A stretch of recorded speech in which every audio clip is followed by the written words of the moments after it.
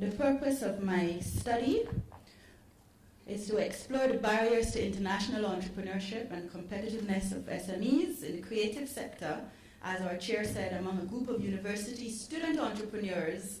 And what he didn't say was that these entrepreneurs have completed a program at KFIL called SEED, which is the Student Entrepreneurial Empowerment Development Program. It's an entrepreneurship development program.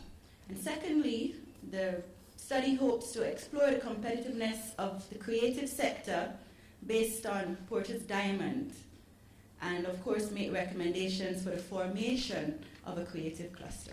So what is the context for this work? Of course, the contribution of the global creative sector, and this has been alluded to in previous interventions over the last today and yesterday. The context is also the contribution of the creative sector to Barbados' economy. Over 80 million a year is an estimate. Of course, the preponderance of ventures among our entrepreneurs is in the creative sector, which is why it's worthy of study. So it follows that there are opportunities among our student entrepreneurs, opportunities to build up the sector, to enhance its competitiveness, and of course make recommendations for enhancing policy and curriculum, because we're talking about the university. So literature has outlined a number of barriers in respect of international entrepreneurship, and these barriers, this literature includes literature from outside, from the region, but it also includes a consulting report, that a study that was done on entrepreneurs in Barbados. So there's lack of information about international markets, lack of market intelligence, challenges or various issues in the international environment, lack of information about assistance that is actually available, as well as lack of finance.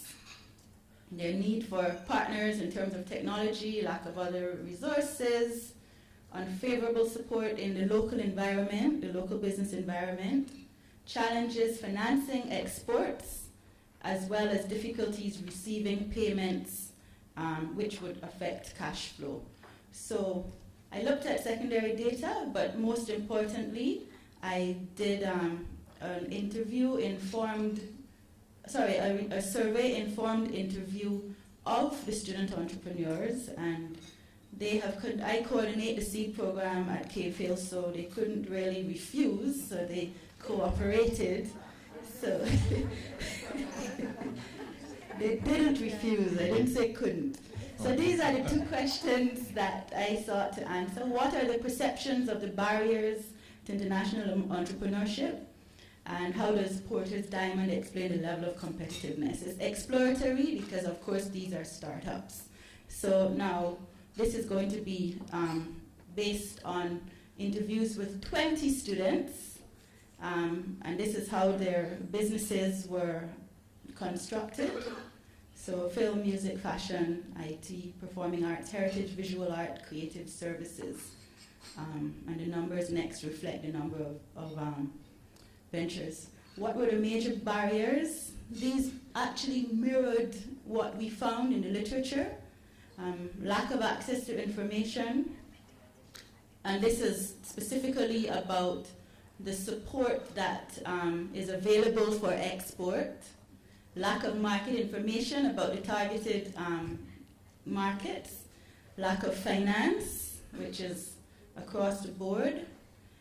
Insufficient equipment and technology in respect, for example, of the fashion companies and the visual art. And then, of course, there are issues in the foreign market, whether those issues are standards, language requirements, and so forth. Issues related to the absence of a network, not just locally, but also in the targeted markets. And then challenges receiving and making payments online. Because of course these are student entrepreneurs, and they use the technology.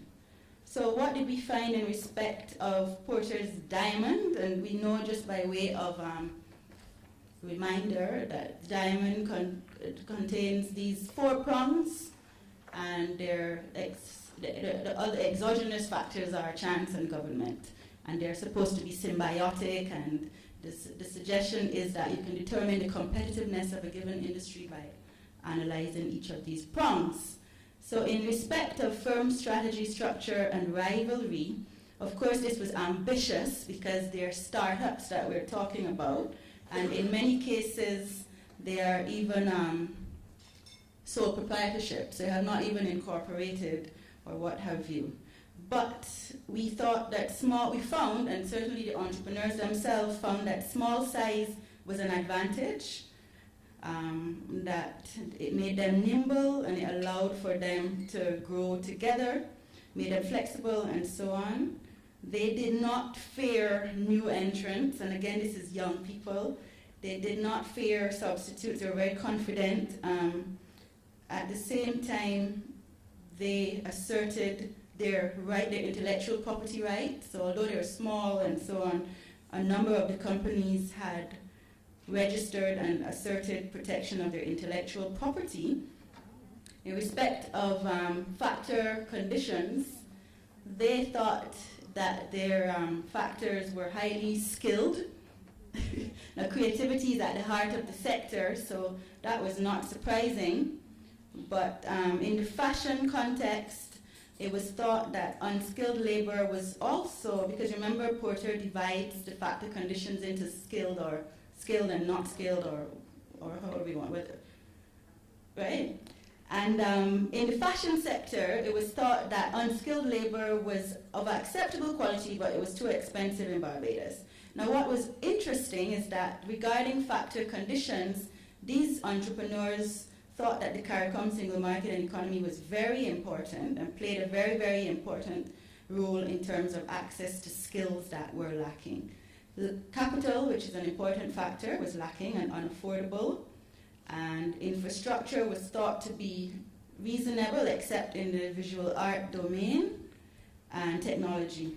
Now, regarding demand conditions, the entrepreneurs surprisingly did not think their market was too small, when all of us would think that the Barbadian market is tiny, but this was because they factored in the tourist industry, which expands it, and they also factored in the role of the single market. And this is pleasing to me because they are entrepreneurs based at the UE, which is a regional organization. In terms of related and supporting industries, there were a number identified. Electricity and financial institutions were the two supporting industries that were deemed to be constraints to competitiveness, and transportation, on the other hand, and financial institutions, I think I might have said that.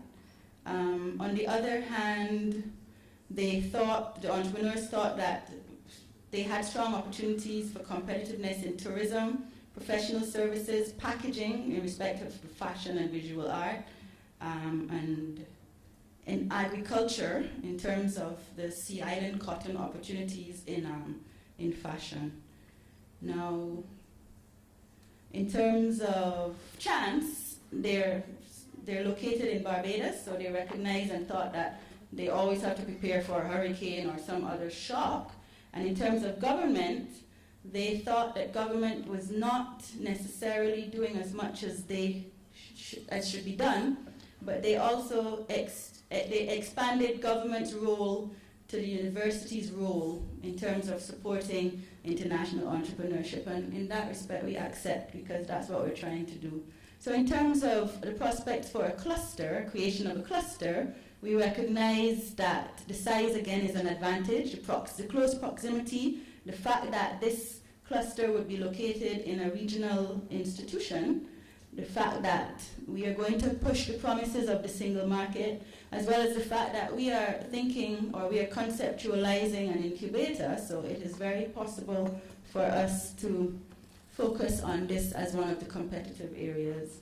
And finally, the fact that the government in Barbados and across the region, the various governments, have signaled commitment to the growth and support of the creative sector, and there's legislation. So thank you very much, ladies and gentlemen.